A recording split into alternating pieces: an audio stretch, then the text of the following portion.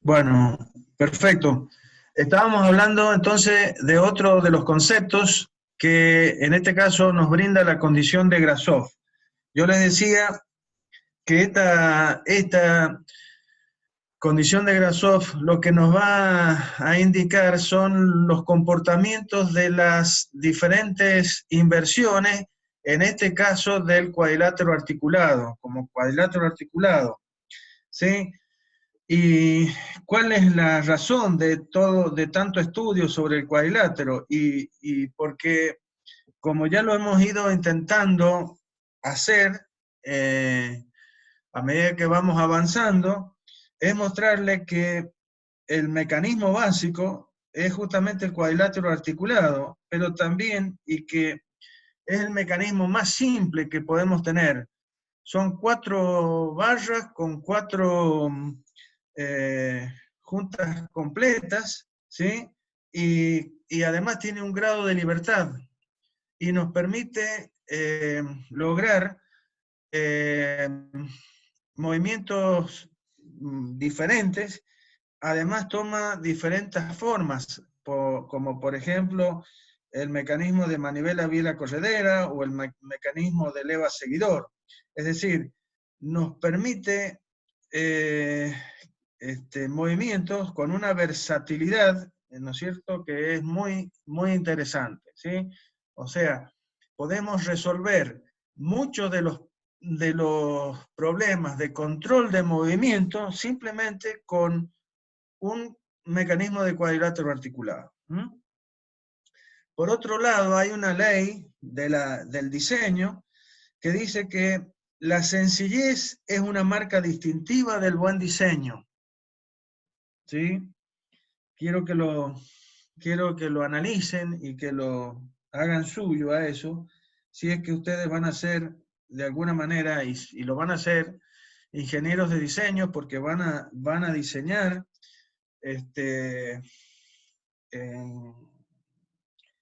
cómo realizar los procesos que les van a permitir partir de la materia prima y llegar a un producto terminado.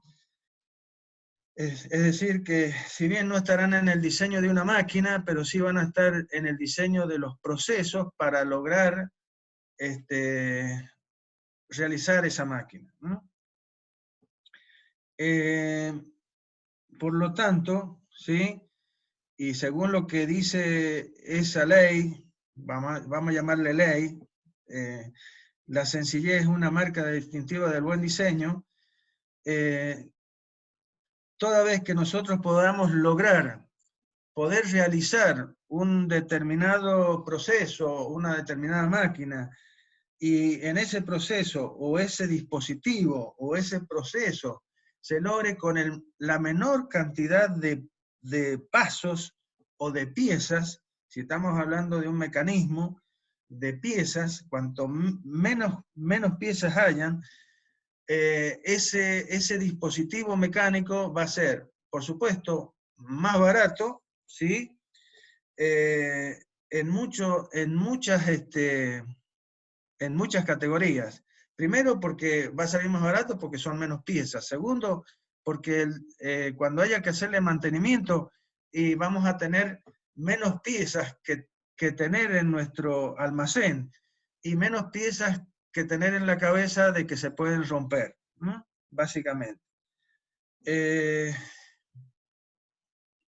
Y si estamos hablando de un proceso, y en el caso de ustedes, el logro de un determinado producto con el mínimo menos etapas significa menos seguimiento, menos trabajo de control de calidad, etcétera, etcétera, etcétera. ¿Mm? Bien, entonces, vamos a la condición de Grashof. Entonces dice que la condición de Grashof es una relación simple que pronostica el comportamiento de las inversiones de un eslabonamiento de 4 barras con base solo a sus longitudes, a las longitudes de los eslabones. Entonces, si definimos como S al más corto, o sea, small, el L como el más largo, large, y los otros dos eslabones les vamos a designar como P y Q, básicamente. Son los eslabones restantes. Entonces, Grasov dice que si se cumple esa ecuación, que el más corto más el más largo es menor o igual que la suma de los otros dos eslabones, podemos asegurar que uno de los eslabones del mecanismo va a poder girar 360 grados. Es decir, vamos a tener un mecanismo que va a tener un eslabón que va a ser manivela, básicamente. Si eso no llega a suceder, y bueno, el mecanismo va a ser de no Grasov. Lo que hay que tener en cuenta también es el hecho que esta definición está dada, como dijimos, en base solamente a las longitudes de los eslabones. Es decir, yo podría definir esta condición de Grasov en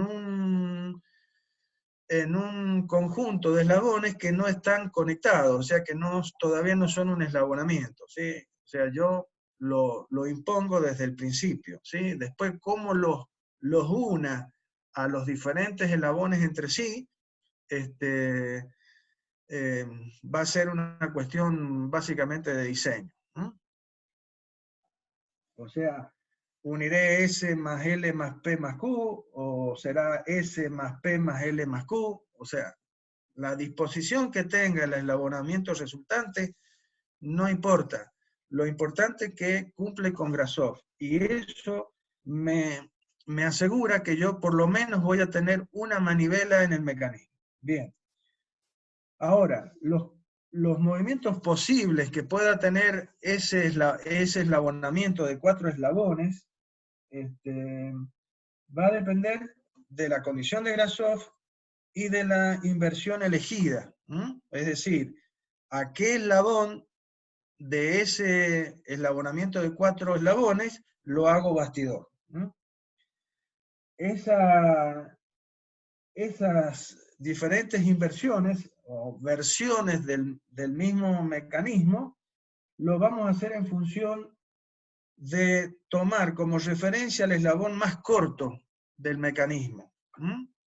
Vamos a considerar, entonces, si yo tengo el mecanismo, un mecanismo y este es de Grasov, yo voy a analizar las diferentes inversiones que voy a obtener en función del eslabón más corto. Entonces, si yo elijo a uno de los eslabones adyacentes al eslabón más corto, como bastidor, ¿qué es lo que obtenemos? Ese mecanismo que tenemos como número 1, que es el manivela balancín, que ya hemos estado hablando. Entonces yo voy a tener un eslabón que va a poder girar 360 grados, mientras el eslabón de salida, que es este eslabón 4, ¿sí?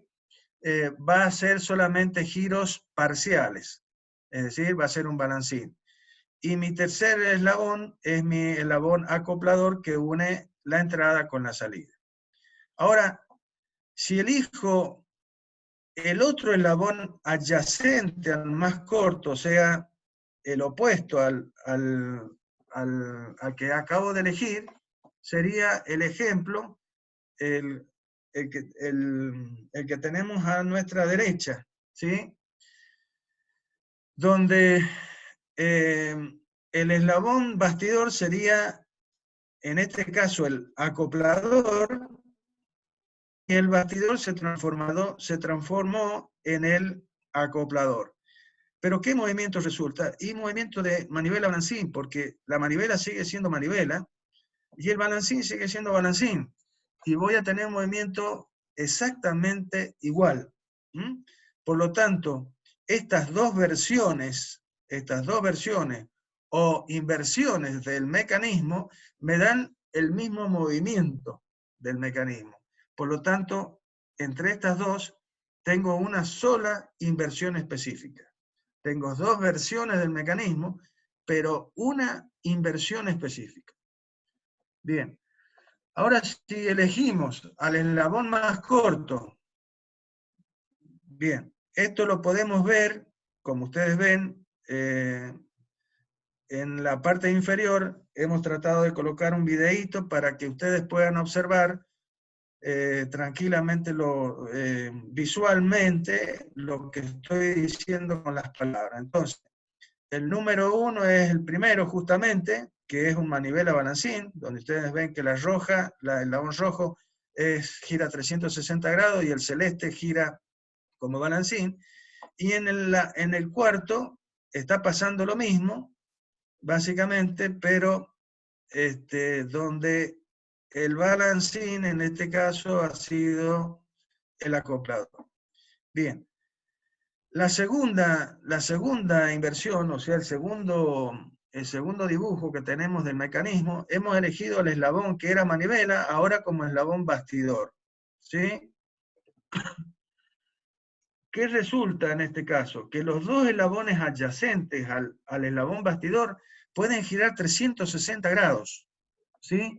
Lo cual significa que tenemos un mecanismo que se llama de doble manivela, donde los dos eslabones, ¿sí?, adyacentes al bastidor giran 360 grados y el acoplador, en este caso que era nuestro balancín de salida,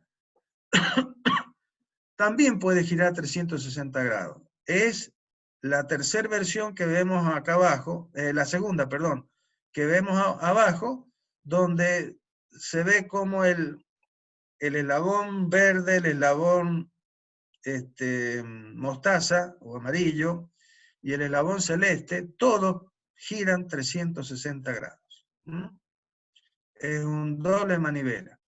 Acá quiero hacer una aclaración porque la versión del Norton que yo tengo lo define así como doble manivela y yo considero que está bien.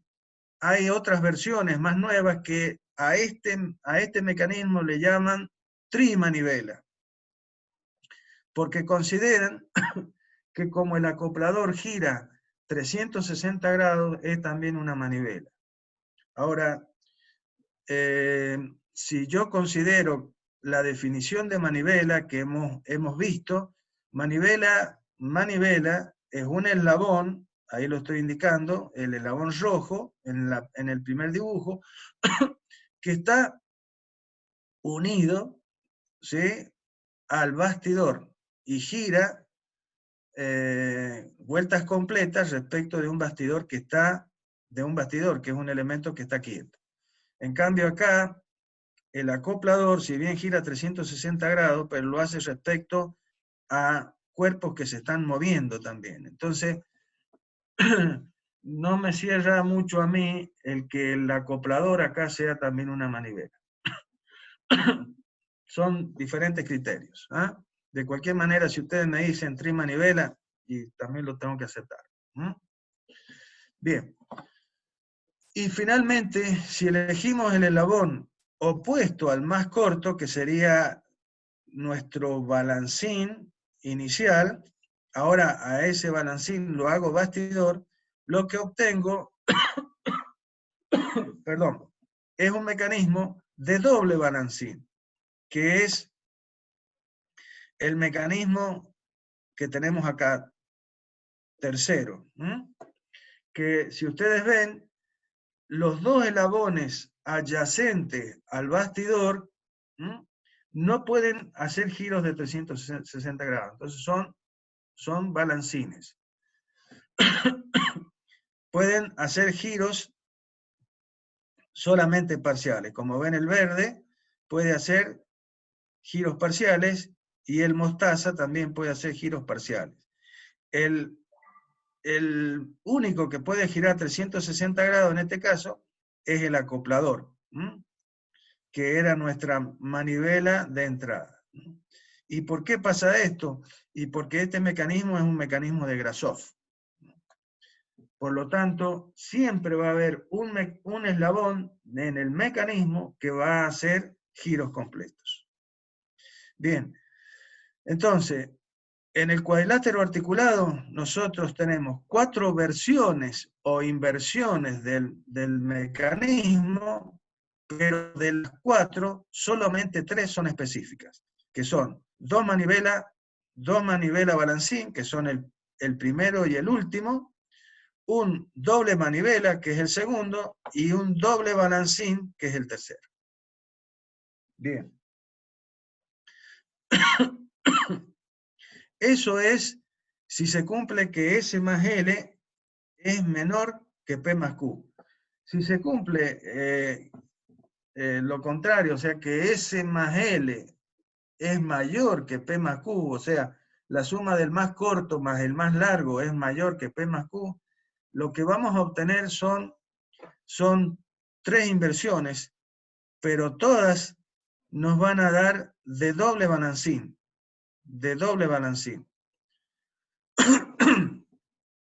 o también llamada de triple balancín, como dice acá, porque estos dibujos están sacados de una versión más nueva. Perdón, discúlpenme. Estoy haciendo mucha fuerza porque quiero hablar más rápido de lo que puedo y estoy haciendo fuerza con la garganta. Entonces, fíjense, si es doble balancín, ¿qué va a pasar con este mecanismo? Y que este mecanismo, los dos balancines van a moverse de tal manera que van a llegar hasta una posición en donde máxima, que va a ser cuando el eslabón rojo, indicado acá con el eslabón verde, ¿sí? O sea, el eslabón balancín de entrada con el acoplador, se pongan colineales, es decir, se ponen en la misma línea. Por lo tanto, formarían un triángulo, y un triángulo, ya saben ustedes, que es sinónimo de estructura. Ahora, si mueven el eslabón rojo en el sentido contrario, ¿qué va a pasar? Y que este eslabón rojo va a llegar hasta una posición en donde, que está permitida por la suma del eslabón acoplador verde y el eslabón balancín celeste. Es decir, cuando estos dos eslabones se pongan colineales, como está indicando acá el ingeniero Manuel Galdeano, se están poniendo colineales, entonces sería la desviación máxima que sufriría el balancín de entrada. En esta otra posición tenemos el otro caso. El celeste llegó a la máxima posición cuando el acoplador verde y el balancín rojo se pusieron colineales. Estos se llaman posiciones de agarrotamiento, es decir, el mecanismo no puede superar esta posición para este lado y tampoco puede superar esa posición para este otro lado. Son las posiciones límites entre las cuales se puede mover el mecanismo, porque es un mecanismo de doble balancín.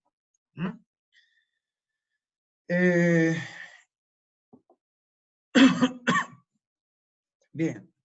Y finalmente, la condición de Grasov para el caso particular en que en la ecuación se cumpla el igual, o sea que S más L sea igual a P más Q. En este caso, el mecanismo que se va a obtener son todos mecanismos de doble manivela o triple manivela, como lo quieran llamar. Yo prefiero doble manivela, donde la manivela lo que vamos a obtener básicamente es un mecanismo que va a tener la forma de un paralelogramo, o sea, 2 a 2, sus lados son iguales. Por lo tanto, como ustedes pueden imaginarse, el movimiento del eslabón de salida va a ser una copia del movimiento del eslabón de entrada. El eslabón de salida va a ser el mismo movimiento que el eslabón de entrada. Esto se denomina también mecanismo con eslabón de salida, eslabón de arrastre.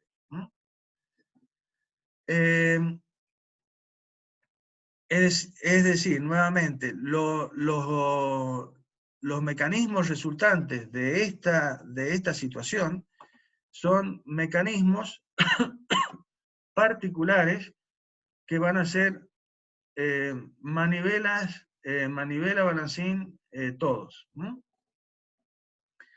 Y que van a tener la particularidad de que si ustedes hacen girar mentalmente este eslabón, van a ver que va a llegar un momento en que va a hacerse colineal con la línea del bastidor.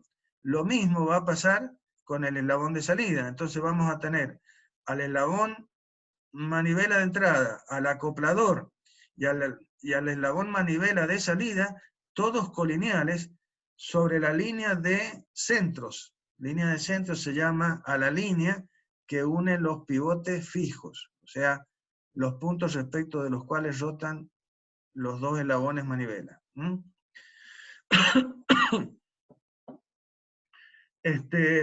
¿Y qué sucede en este caso? En este caso, en que todos los eslabones están colineales, se dice que hay se produce una singularidad, un punto de cambio. Y como vemos, por cada vuelta de la manivela vamos a tener dos puntos de cambio. Uno cuando este eslabón se encuentre en la dirección positiva del eje, y otra cuando el eslabón se encuentre en la posición negativa del eje. O sea, cuando ha girado 180 grados. O sea, vamos a tener dos posiciones de cambio cada 180 grados. ¿Y qué significa la posición de cambio? La posición de cambio significa que el eslabón de salida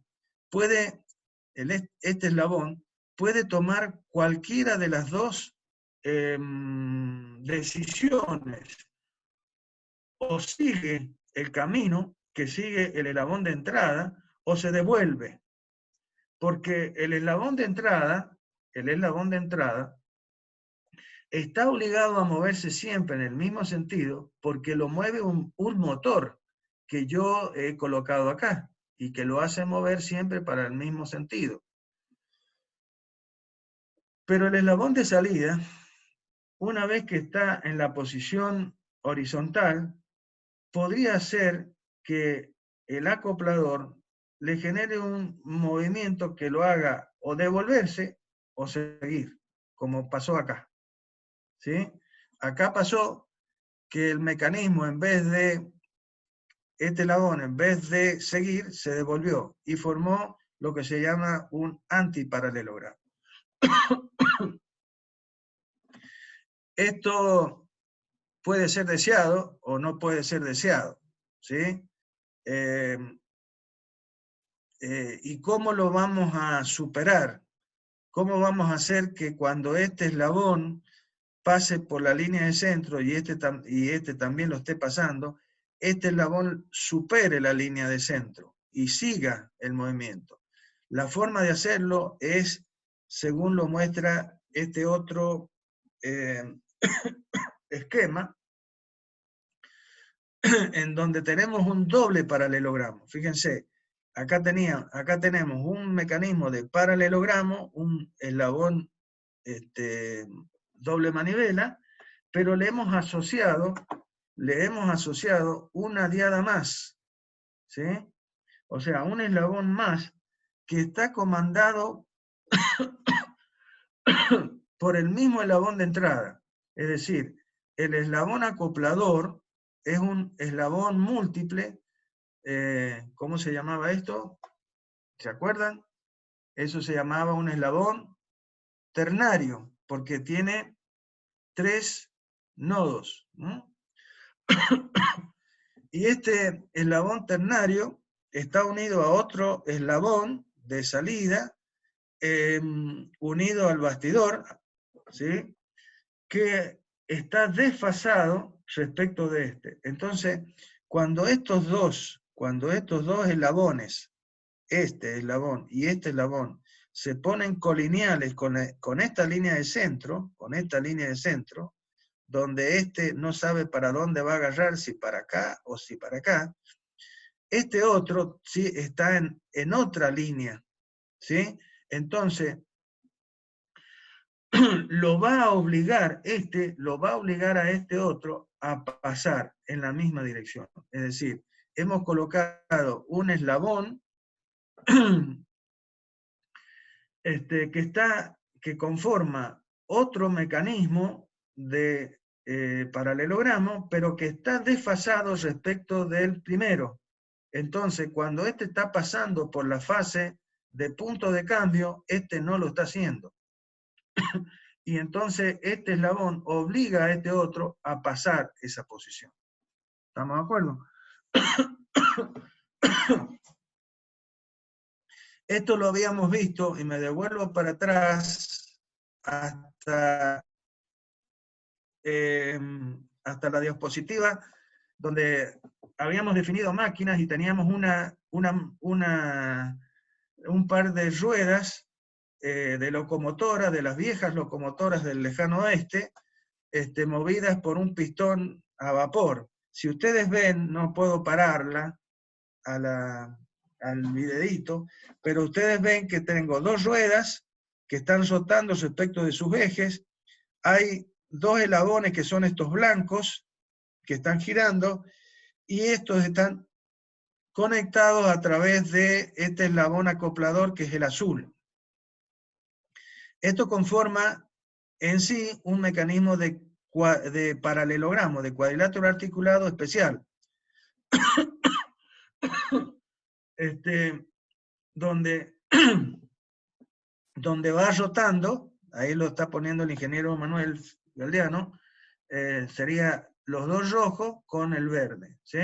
En este caso estático, pero que está formado por las dos palanquitas blancas y la palanca o eslabón azul. Bien, como ustedes ven, estas ruedas siempre giran para el mismo lado, pero podría pasar que cuando los dos eslabones estén colineales, esta rueda se devolviese y girase al contrario que esta otra. ¿Por qué no lo hace? Porque del otro lado de la máquina, o sea, este sería el lado izquierdo, y tenemos un lado derecho, donde hay otro par de ruedas, y hay otro mecanismo igual que este. La diferencia es que este cuadrilátero articulado respecto del otro articulado, el otro cuadrilátero articulado que mueve el otro par de ruedas, están desfasados 90 grados uno con respecto al otro.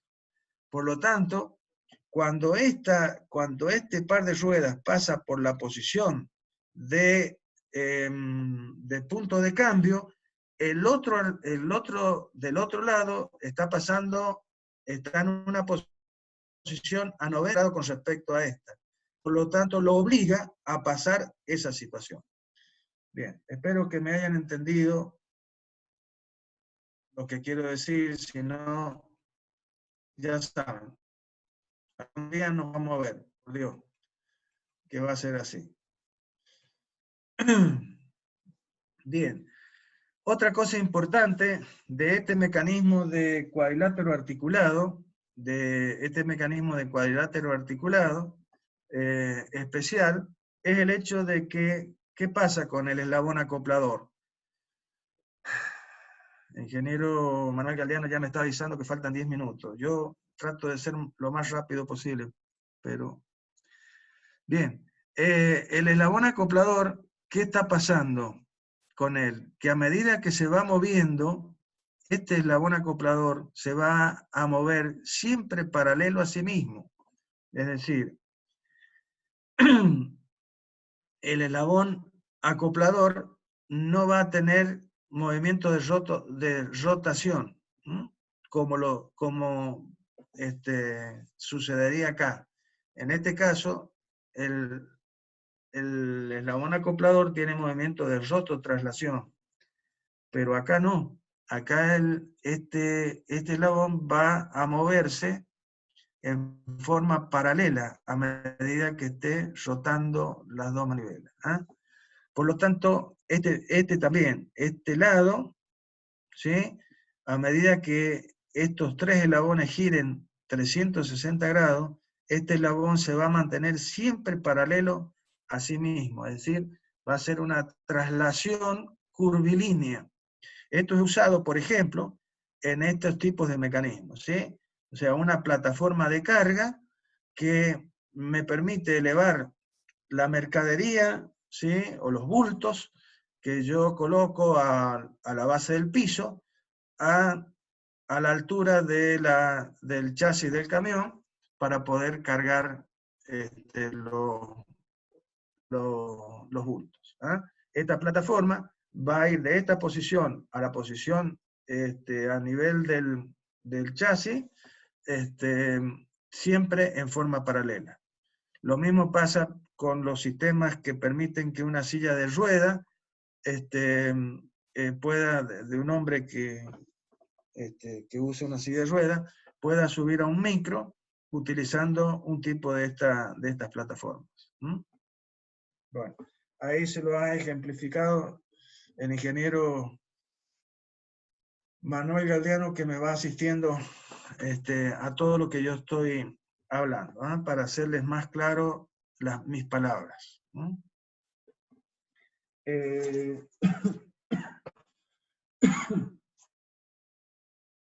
Bien. Bien, perfecto. El mecanismo de cuadrilátero articulado, es el mecanismo más simple y sencillo, y como hemos dicho, todo diseñador tiene que intentar controlar movimientos primeramente con el uso o buscando la solución a través de un mecanismo, de un eslabonamiento de 4 eslabones, ¿sí? Pero en la vida real, en la industria, no existen mecanismos solamente de 4 eslabones. Hay de 5 eslabones, de 6 eslabones, de más eslabones, ¿sí? Básicamente.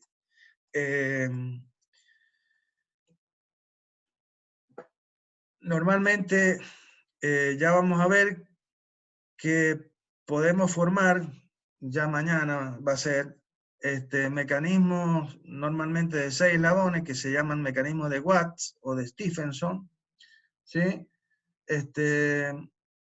Y vamos a ver por qué necesitamos generalmente un mecanismo de 6 eslabones. Pero podríamos tener el caso de este mecanismo de 5 eslabones. O sea, yo tengo el eslabón bastidor como 1 y tengo 5 eslabones. Si nosotros le aplicamos a este eslabonamiento la ecuación de Kurzbach de los grados de libertad, vamos a ver que este mecanismo tiene 2 grados de libertad. ¿Qué significaba eso según lo que vimos en el tema correspondiente? Significaba que yo debo controlar el movimiento de 2 eslabones de este mecanismo para poder controlar el movimiento de los demás, ¿sí? Es decir, yo debería poner 2 motores. Entonces, 2 grados de libertad significaba que yo tenía que colocar 2 actuadores en el mecanismo, o sea, asociarle a dos eslabones un actuador a cada uno, lo que es sinónimo de conocer todos los parámetros que corresponden a 2 eslabones del mecanismo para saber lo que le pasa a los demás. Esas son las definiciones que habíamos visto de grado de libertad de un mecanismo, ¿sí?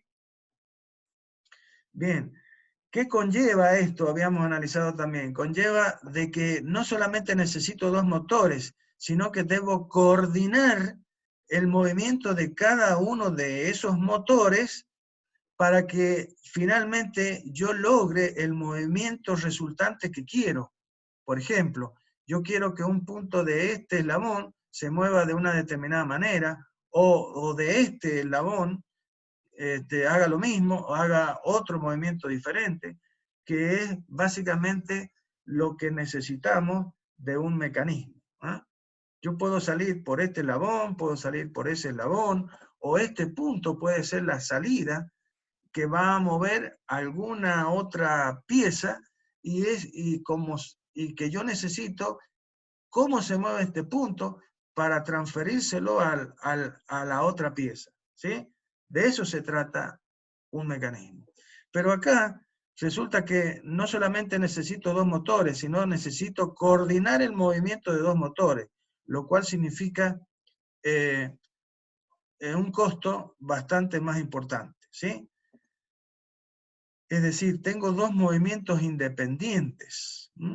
¿Cómo logro eliminar esos dos movimientos independientes y resulta que pueda tener un solo movimiento independiente? ¿Sí? ¿Cómo lo logro en este mecanismo que tiene 2 grados de libertad? Y lo hago a través de asociarle a ese mecanismo de 5 eslabones un par de engranajes. Esto representaría un par de ruedas de fricción. Ya vamos a ver que son básicamente 2 cilindros que están en contacto directo, ¿sí? Y donde yo transmito el movimiento de este cilindro a este cilindro. O podrían tener dientes, ¿sí?, en la superficie, y entonces transformar a estas 2 ruedas de fricción en un par de engranajes. Eso ya lo vamos a ver la semana que viene, ya lo veo. Entonces, ¿qué sucede? Y que ahora el movimiento de este eslabón y de este eslabón no son independientes. Uno va a depender del otro. ¿Por qué? Porque están conectados a través de estos 2 engranajes. Entonces, yo voy a tener que voy a tener solo la necesidad de colocar un motor en uno de los eslabones, mover a uno de los eslabones y con eso controlo el movimiento de todos los eslabones, de todo el mecanismo. Es decir, he hecho dependiente al movimiento de este eslabón de este otro. Entonces acá va a haber una ecuación que va a relacionar esa dependencia y que se llama ecuación de relación de transmisión, que ya la vamos a ver, y que relaciona la velocidad angular de esta pieza, de este engranaje, respecto de este engranaje, en función de los radios correspondientes, de cada uno de las ruedas o engranajes. Y como vemos acá, finalmente, al aplicarle los grados de libertad, hemos obtenido que el mecanismo tiene un solo grado de libertad. Bueno.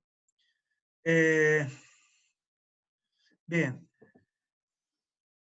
Me queda un minuto, pero voy a tratar, esto es importante.